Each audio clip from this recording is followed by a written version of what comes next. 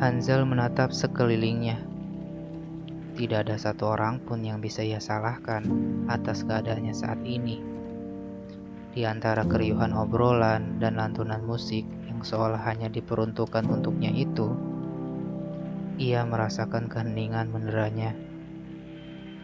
Keheningan yang kini ia rasakan merupakan buntut dari sebuah peristiwa yang membuatnya memutuskan untuk menepi dari interaksi sosial yang berujung menjauhi keramaian. Hanzal sama sekali tidak menyangka bahwa tindakannya itu menyebabkannya seperti ini, merasa hening di tengah keramaian. HP-nya bergetar, sebuah pesan dari Abdi yang menyatakan bahwa dirinya akan telat datang. Hanzal menghembuskan napas pelan, menyesali keputusannya.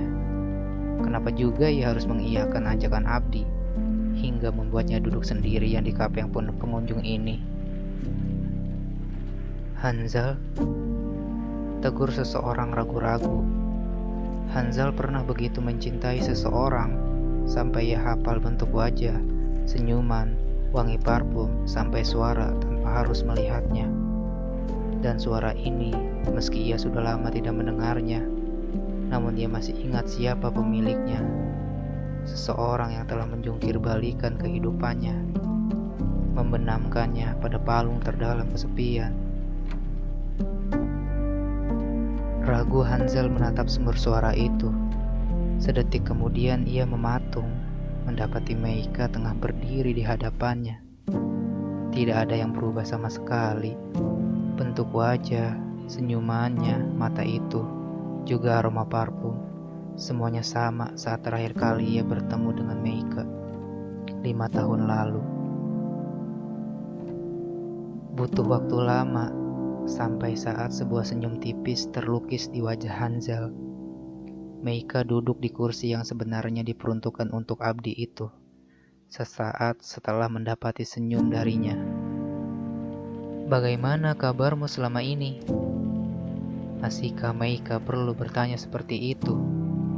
Setelah apa yang diperbuatnya 5 tahun lalu, memutuskan Hanzal tanpa memberinya penjelasan apapun. Haruskah ia menjabarkan bagaimana terlukanya ia saat itu?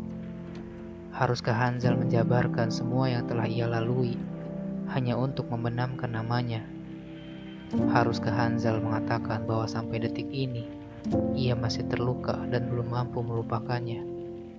Haruskah Hanzal mengungkapkan semua itu untuk menggambarkan kepada Meika bagaimana kabarnya selama ini?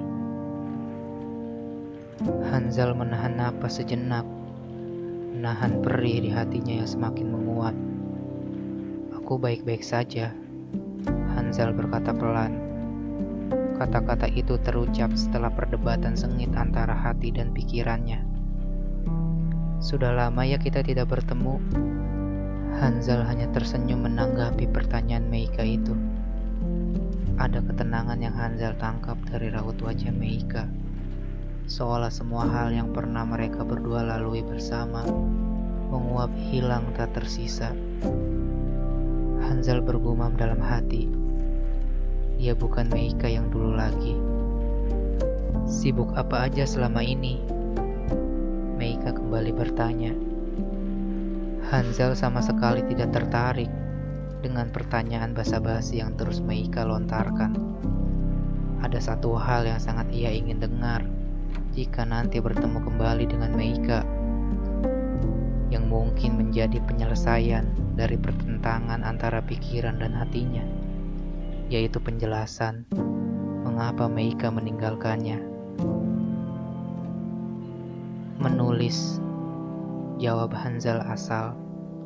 "Wow, terdengar mengasyikkan. Menulis apa? Artikel, jurnal, novel, atau cukup Mei?" Potong Hanzal. "Sebenarnya apa tujuan kamu kesini?" sambungnya. "Oh, itu. Jadi tuh aku tunggu." Kembali Hanzal memotong ucapan Meika. "Sebelum itu, ada satu hal yang sangat ingin aku tanyakan." "Oh, gitu. Mau tanya apa?" "Sebenarnya sayang," panggil seseorang pria dari arah belakang, memotong ucapan Hanzal. Meika tersenyum dan melambaikan tangan ke arah pria tersebut. Hanzal menatap Kelu. "Hanzal, kenalin ini Teddy, tunangan aku." Meika memperkenalkan pria itu. "Teddy." Pria itu mengenalkan diri dan mengulurkan tangannya. Ragu Hanzal menjabat tangan Teddy. "Hanzal." "Jadi Hanzal ini teman aku. Kebetulan ketemu pas lagi nunggu kamu di sini." Teddy hanya tersenyum mendengar penjelasan Meika. "Oh iya, tadi kamu mau tanya apa?" Meika menatap Hanzal. "Oh, itu. Lupakan, lain kali saja." Hanzal mencoba melukiskan sebuah senyuman di wajahnya yang terasa sangat berat. "Kalian berdua serasi sekali. Semoga cepat ke pelaminan," sambungnya diiringi sebuah senyum palsu yang akhirnya ia dapat lukiskan. Hati Hanzal remuk seutuhnya. Terasa sakit sekali di dadanya. Semua senyum dan ucapan yang ia lontarkan, semuanya palsu. Semua itu memiliki arti yang berbeda dari yang didengar atau yang dilihat.